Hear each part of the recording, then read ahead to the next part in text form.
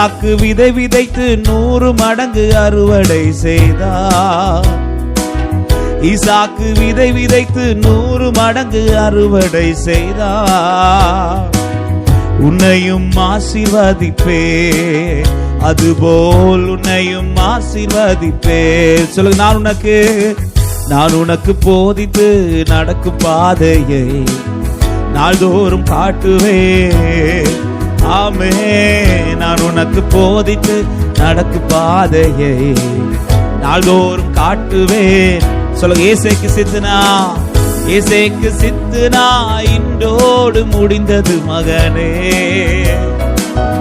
ஏசேக்கு சித்துனா இன்றோடு முடிந்தது மகனே. ரெகோபோத் தொடங்கி விட்டது உனக்கு, ரெகோபோத் தொடங்கி விட்டது. நான் உனக்கு